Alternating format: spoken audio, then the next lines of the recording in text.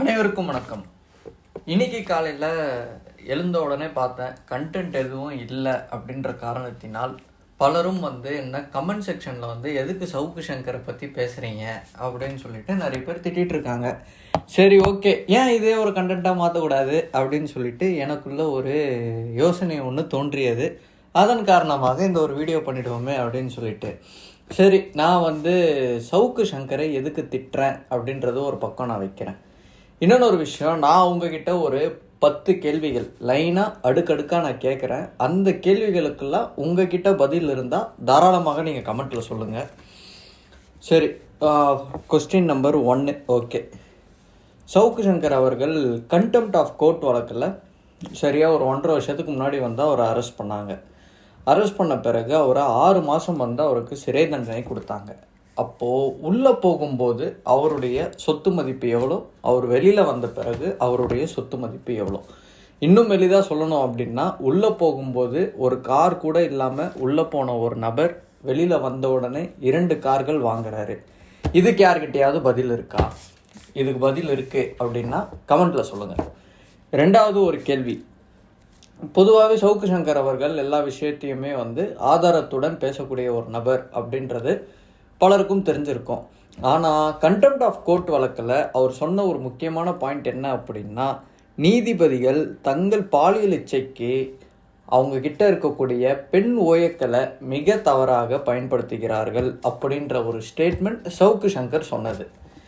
சரி, நீதிபதிகள் தங்கள் பாலியல் இச்சைக்கு பெண் ஓயக்களை பயன்படுத்துகிறார்கள் அப்படின்னு சவுக்கு சங்கர் சொல்கிறாருன்னா இதற்கு ஒரு ஆதாரம் அப்படின்றத ஒன்று கொடுத்துருக்கணும்ல. ஏன்னா நீங்கள் எல்லாருமே எப்படி பார்ப்பீங்கன்னா, சவுக்கு சங்கர் அவர்கள் எது பேசுனா ஒரு எவிடன்ஸோட தானப்பா பேசுவார் அப்படின்னு சொல்லிட்டு பார்க்குறீங்க. அப்படி இருக்கக்கூடிய ஒரு நபர் ரொம்ப சென்சிட்டிவான ஒரு வேர்டு, அதுவும் ஜுடிஷியரியை பற்றி பேசுகிறாரு. பேசி அவருக்கு சிறை தண்டனையும் கொடுத்துட்றாங்க. 6 மாதம் கண்டெம்ட் ஆஃப் கோர்ட் போட்டு நீங்கள் 6 மாதம் உள்ளே இருங்க, நீங்கள் பேசுனது தப்புங்க அப்படின்னு சொல்லிட்டு அவரை ஜெயிலு உள்ளே அனுப்பிடுறாங்க. நீதிபதிகளை பற்றி பாலியல் இச்சைக்கு பெண் ஓயக்கள் பயன்படுத்துகிறாங்க அப்படின்னா இதற்கு எங்கே ஆதாரம்? இது பாயிண்ட் நம்பர் 2. இதுக்கு யாருக்காவது ஏதாவது விளக்கம் சொல்லணும் அப்படின்னா நீங்களும் கமெண்ட்டில் சொல்லுங்கள். 3வது விஷயத்துக்கு வரேன். ஏடிஜிபி அருண் அவர்களை பற்றி. அருண் அவர்கள் மிகவும் ஒரு நேர்மையான ஒரு அதிகாரி. நான் விசாரித்த வரைக்கும், எனக்கு தெரிஞ்ச சர்க்கிளில் எல்லாருக்கிட்டையுமே பேசிய வரைக்கும் எனக்கு வந்த தகவல் அது.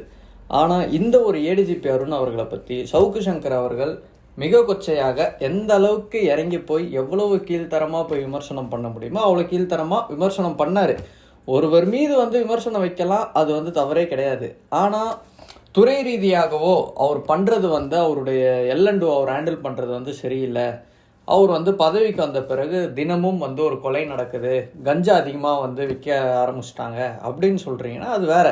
ஆனால் சவுக்கு சங்கர் அவர்கள் ஒரு படி மேலே போய் அவருடைய பர்சனல் அட்டாக் அப்படின்றத விட அவருடைய பர்சனல் இஷ்யூலாம் எடுத்து பேச ஆரம்பிச்சிட்டாரு. இதில் ஒரு விஷயத்த சொல்லியிருக்கிறாரு. என்ன அப்படின்னா, ஏடிஜிபி ஐயா அருண் அவர்கள் வீட்டில் வேலை செய்யக்கூடிய ஒரு டிரான்ஸ்ஜெண்டர் ஒருத்தங்க அவங்களுடைய நெஞ்சில் அவருடைய பெயரை பச்சை குத்தி இருக்கிறாங்க அப்படின்னு சொல்லிட்டு சவுக்கு சங்கர் அவர்கள் பொதுவெளியில் சொல்கிறாரு. இப்போது எனக்கு இதில் என்ன கேள்வி ஒன்று வருது அப்படின்னா, அவங்க நெஞ்சில் குத்தினாங்களோ இல்லை எங்கே குத்தினாங்களோ அது சவுக்கு சங்கர் அவர்களுக்கு அது எப்படி தெரியும்? அதற்கு ஆதாரம் எங்கே அப்படின்னு சொல்லிட்டு எனக்கு தோணுது ஒரு பக்கம். இருந்தாலும் பலரும் இது ஒரு கேள்வியாகவே அவங்களும் கேட்குறாங்க. ஏன்னா ஒரு விஷயம் சொல்கிறீங்க, டிரான்ஸ்ஜெண்டர் பச்சை குத்தி இருக்காங்க அப்படின்னு சொல்கிறீங்க, அது அவங்களுடைய பர்சனல், நான் அது உள்ளே போகலை. நான் சரி, நீங்கள் சொல்கிறீங்க அப்படின்னா அதற்கு ஆதாரம் எங்கே?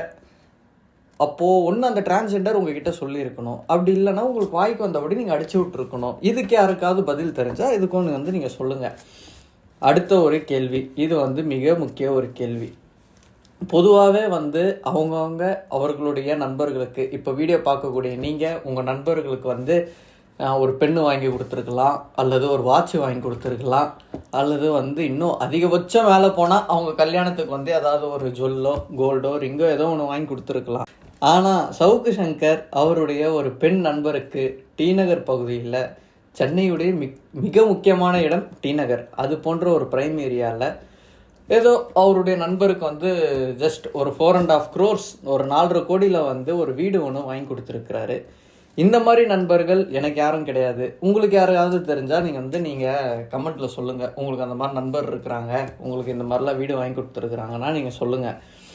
ஆனால் சவுக்கு சங்கர் இங்கே வீடு வாங்கி கொடுத்தது தப்பு கிடையாது. இங்கே இருக்கக்கூடிய கேள்வி என்ன அப்படின்னா, ஃபஸ்ட்டு நீங்கள் ஜெயில் உள்ள போயிட்டு வெளில வரும்போது ஒரு கார் கூட இல்லாமல் வெளில வந்தீங்க. வெளில வந்த பிறகு தான் கார் வாங்கினீங்க. Okay, right. அப்போ எப்படி திடீர்னு ஒரு 4.5 கோடிக்கு ஒரு வீடு ஒன்று வாங்கி, அதுவும் பெண் நண்பர்கிட்டயே 4.5 கோடிக்கு ஒரு வீடு வாங்கி கொடுத்துருக்குறீங்க அப்படின்னா, அப்போ உங்கள் கையில் எவ்வளோ பணம் இருந்திருக்கும் அப்படின்ற ஒரு சந்தேகம் எனக்கு வருது. இதை பார்க்கக்கூடிய முட்டு பாய்ஸ், அதாவது எங்கள் அண்ணன் வல்லவர் நல்லவர் அப்படின்னு சொல்லிட்டு தினமும் என்னை கமெண்ட் செக்ஷனில் திட்டக்கூடிய முட்டு பாய்ஸ் யாராவது இந்த ஒரு வேர்டை பார்த்தீங்க அப்படின்னா இதுக்கு நீங்கள் ஒரு விளக்கம் கொடுங்க. சரி, இப்போது அடுத்து இதுவும் ஒரு மெயினான பாயிண்ட்டு. அதிமுகவுடைய மாநாடு போன வருஷம் மிக பிரம்மாண்டமான ஒரு முறையில் நடத்தப்பட்டது. உண்மையாகவே எடப்பாடி பழனிசாமி அவர் தான் கேப்பபிளான லீடர், அந்த கட்சியை வழி நடத்த அப்படின்னு சொல்லிட்டு அந்த ஒரு மாநாட்டில் ப்ரூவ் பண்ணிட்டாரு. இதில் எந்த ஒரு கேள்விக்குறி எதுவுமே கிடையாது. ஆனால் இந்த மாநாட்டில் நடந்தது தான் ஒரு ட்விஸ்ட்டு. என்ன அப்படின்னா, அண்ணன் சவுக்கு சங்கர் அவர்களே நேரில் போகிறாரு. மாநாட்டுக்கு போயிட்டு ஃபீல்டு இன்வெஸ்டிகேஷன் நான் பண்ண வந்திருக்கேன் அப்படின்னு சொல்லிட்டு ஃபீல்டு இன்வெஸ்டிகேட் எல்லாமே பண்ணி அங்கேருந்தே வீடியோ பேசியும் போடுறாரு. அங்கேருந்து ப்ரெஸ் மீட்டும் கொடுத்துருக்குறாரு, எல்லாமே பண்ணார். அண்ணன் மாதம் ஒரு ரேஞ்ச் ரோவர் காரில் போய் இறங்கியிருப்பார். சரி, அதுக்கு அவர் என்ன விளக்கம் கொடுத்தார் அப்படின்னா, அதிமுகவுடைய மாநாட்டுக்கு ஏங்க போனீங்க அப்படின்னு சொல்லிட்டு எல்லாரும் கேட்கும் போது, நான் ஃபீல்டு இன்வெஸ்டிகேட் பண்ண போனாங்க.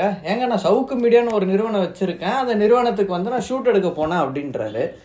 அதே மாநாடு முடிஞ்சு ஒரு 6 மாதம் 7-8 மாதத்துக்கு அப்புறம் பார்த்தீங்கன்னா சேலமில் திமுகவுடைய இளைஞரணி மாநாடு அவங்களும் மிக பிரம்மாண்டமான ஒரு முறையில் நடத்தினார்கள். அதே சவுக்கு மீடியா இப்போ ஓப்பனில் தானே இருந்தது. இப்போ தான் ஏதோ ஆஃபீஸில் இழுத்து முடி சீல் வச்சுட்டாங்க போல் அதிகாரிங்க. அப்போல்லாம் ஓப்பனில் தானே இருந்தது. ஏன் நீங்கள் திமுகவுடைய மாநாட்டையும் நீங்கள் போயிட்டு ஃபீல்டு இன்வெஸ்டிகேட்டிவ் பண்ணி அதையும் நீங்கள் கவர் பண்ணியிருக்கலாமே? ஏன் அதிமுக அதை மட்டும் நீங்கள் கவர் பண்ணணும் அப்படின்னு சொல்லிட்டு எனக்கு ஒரு கேள்வி. பார்க்கக்கூடிய உங்களுக்கு அதற்கான பதில் தெரியுது அப்படின்னா நீங்கள் கமெண்ட்டில் சொல்லுங்கள். சரி, இப்போ ஒரு முக்கியமான ஒரு விஷயம். எல்லாமே முக்கியமான விஷயந்தான், அதில் இதுவும் ஒரு முக்கியமான விஷயம். எத்தனை முக்கியமான விஷயம் பாருங்கள். ஆரம்பத்திலே சொல்லியிருந்தேன், சவுக்கு மீடியா அப்படின்னு சொல்லிட்டு அண்ணன் ஒரு சேனல் ஒன்று வச்சுருந்தார். பொதுவாக ஒரு யூடியூப் சேனல் ஆரம்பிக்கிறதுக்கு கேமரா கூட வேணும்லாம் கிடையாது, ஒரு ஃபோன் இருந்தால் போதும். அந்த ஃபோன்லேயே வீடியோ எடுத்து எல்லாமே எடிட் பண்ணி போடலாம். ஆனால் அண்ணன் சவுக்கு மீடியான்றதை மிக பிரம்மாண்டமான ஒரு முறையில் ஸ்டார்ட் பண்ணார்.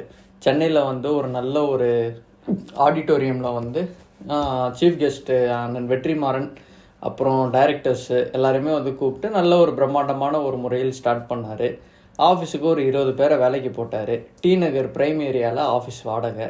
கிட்டத்தட்ட அண்ணனுக்கு மாதம் செலவே பார்த்தீங்கன்னா ஒரு 15 லட்சத்துலேருந்து ஒரு 18 லட்சம் வரைக்கும் வரும். ஏன்னா ஒரு 20 பேருக்கு சம்பளம் கொடுக்கணும். சேனலுடைய சீஃப் எடிட்டருக்கே 1 லட்சத்தை நெருங்கும் அந்தளவுக்கு அவருடைய சம்பளம். அங்கே மொத்தம் ஒரு 20 பேர் ஒர்க் பண்ணுறாங்க. ஆஃபீஸ் வாடகை மாதம் ஒரு 3.5 லட்சம். அது இல்லாமல் அண்ணனுக்கு கார் இருக்குது, அங்கங்கே போயிட்டு வரணும். அப்பப்போ ஏதோ பவுட்ரு அது இதுன்னு ஏதோ சொல்கிறாங்க, அதெல்லாம் வேறு ஏதோ வாங்குவார் போல் ஃபேஸ் கடிக்கிறதுக்கு. இது போன்ற செலவு எல்லாமே இருக்குங்களா. அப்போ மாதம் எப்படி பார்த்தாலும் ஒரு குறைஞ்சது ஒரு 15லேருந்து ஒரு 18 லட்ச ரூபாய் வருது. இந்த 18 லட்சம் கண்டிப்பாக யூடியூப் சேனல் ரன் பண்ணுறதுலேருந்து இவ்வளோ ரெவன்யூ எடுக்க முடியாது. ஏன்னா சவுக்கு மீடியா அப்படின்றது ஆல்மோஸ்ட் ஒரு 5 லட்சம் சப்ஸ்கிரைபர் இருக்கிறாங்க அந்த சேனலுக்கு, அவ்வளோதான். அதுவும் ஸ்டார்ட் பண்ணி ஒரு 6லேருந்து 8 மாதம் ஆகுது. அதுக்குள்ளேயே சேனலை இப்போ மூட்டாங்க, அது வேறு கதை. அந்த 6 மாதம் 8 மாதத்தில் மாதம் 20 லட்ச ரூபா ஒரு சேனலுக்கு ரெவன்யூ எடுக்க முடியுமா அப்படின்னு கேட்டிங்கன்னா நிச்சயம் முடியாது. அப்படி இருக்கும்போது மாதம் அவருக்கு அந்த 15 லட்சம் எங்கேருந்து வந்தது? இது ஒரு கேள்வியா? இதில் ஒரு சப்கொஸ்டின் நான் ஒன்று கேட்குறேன்.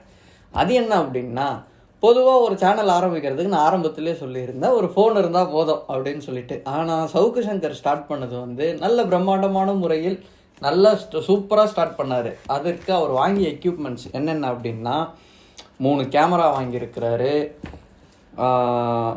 4 கேமரா வாங்கியிருக்கிறாரு, அப்புறம் மைக் வாங்கியிருக்கிறாரு. ஆஃபீஸுக்கு சிஸ்டமே பார்த்தீங்கன்னா ஒரு 12 சிஸ்டம் வாங்கியிருக்கிறாரு. எடிட்டிங் பிசி 4 பிசி வாங்கியிருக்கிறாரு. அது இல்லாமல் எக்ஸ்ட்ரா ஒரு 3 பிசி, ஒரு 4 லேப்டாப்பு. கிட்டத்தட்ட எப்படி பார்த்தாலும் கேமராவுடைய ரேட்டு மட்டுமே ஒரு கேமரா 3.25 லட்ச ரூபா ஒரு கேமரா. அப்போ 4 கேமரா ரேட்டு பார்த்துக்கோங்க, அதுவே வந்துடுச்சு, ஒரு 15 லட்சம் வந்துடுச்சு. மேற்கொண்டு உங்களுக்கு சிஸ்டமு, எடிட்டிங் பிசி, மைக்கு, லைட்டு மட்டுமே 2 லட்சத்துக்கு வாங்கி வச்சிருக்கிறாரு. கிட்டத்தட்ட பார்த்தீங்கன்னா உங்களுக்கு இனிஷியல் அவர் ஸ்டார்ட் பண்ணதுக்கான செலவு, ஆஃபீஸ் இன்டீரியர் ரெடி பண்ணது எல்லாமே சேர்த்து வந்துருச்சு. ஒரு 60-70 லட்சம் கிட்ட வந்திருக்கும்னு வைங்களேன். அண்ணனுக்கு இந்த ஒரு 60-70 லட்சம் எங்கேருந்து வந்தது? அது ஒரு கேள்வி. இல்லை இதில் பார்ட்னர் யாராவது இருக்கிறாங்க அப்படின்னு அண்ணன் கதை கொடுக்குறாரு அப்படின்னா அந்த பார்ட்னர் யார்? ஏன் அந்த பார்ட்னர் இது வரைக்கும் அண்ணன் எங்கேயும் சொல்லலை? எல்லாத்தையுமே அண்ணன் உண்மையாக மக்கள்கிட்ட எடுத்துகிட்டு போய் வைக்கக்கூடிய அண்ணன் சவுக்கு சங்கர் அவர்கள் ஏன் மாதம் 15 லட்ச ரூபாய் யார் கொடுக்குறாங்கன்றத சொல்லலை? ஸ்டார்டிங் 50-60 லட்சம் இன்வெஸ்ட் பண்ணது யாருன்னு சொல்லலை? அப்படின்ற கேள்வியெல்லாம் எனக்கு தோணுது. அதனால் இதெல்லாம் வீடியோவில் நான் இப்போ பதிவு பண்ணுறேன். பார்க்கக்கூடிய அண்ணனின் விருதுகள் யாராவது இந்த வீடியோ பார்க்குறீங்க அப்படின்னா கண்டிப்பாக நீங்கள் கமெண்ட்டில் சொல்லுங்கள், அண்ணனுக்கு எங்கேருந்து இவ்வளோ காசு வந்துச்சு அப்படின்னு சொல்லிட்டு. லாஸ்ட் பட் நாட் லீஸ்ட் அப்படின்ற மாதிரி ஒரு கொஸ்டின் என்ன அப்படின்னா, நம்ம அண்ணன் ஃபெலிக்ஸ் இருக்கிறார் பார்த்தீங்களா, அண்ணன் ஃபெலிக்ஸ் அக்கௌண்ட்லேருந்து மாற்றி சொல்கிறேன் பாருங்கள், அண்ணன் சவுக்கு சங்கர் அக்கௌண்ட்லேருந்து அண்ணன் ஃபெலிக்ஸ் அவர்கள் அக்கௌண்ட்டுக்கு கிட்டத்தட்ட 1 கோடி ரூபாய்க்கு மேலே டிரான்சாக்ஷன் நடந்திருக்கு. இதை சென்னை சைபர் கிரைம் காவல்துறையினர் கண்டுபிடிச்சிட்டாங்க. கண்டுபிடிச்சிட்டு அண்ணன் சவுக்கு சங்கர் அவர்களின் வங்கி கணக்கையும் முடக்கிட்டாங்க. இந்த கேள்வியை நான் கேட்கல, ஃபெலிக்ஸ் அவர்களாக அங்கே நீதிமன்றத்தில் ப்ரொடியூஸ் பண்ணும்போது எக்மோர் கோர்ட்டுடைய மெஜிஸ்ட்ரேட்டே இந்த ஒரு கேள்வியை கேட்டிருக்கிறாங்க. சார் நீங்கள் யூடியூப் சேனல் தானே சார் நடத்துகிறீங்க, அப்படி இருக்கும்போது சவுக்கு சங்கர் அக்கௌண்ட்லேருந்து உங்கள் அக்கௌண்ட்டுக்கு எங்கே 1 கோடி ரூபாய் கிட்ட மணி டிரான்சாக்ஷன் நடந்திருக்கு லாஸ்ட் ஒரு 2-3 மாதத்தில் அப்படின்னு ஃபெலிக்ஸ் கிட்ட கேட்டதுக்கு ஃபெலிக்ஸ் என்ன சொல்லியிருக்கணும்?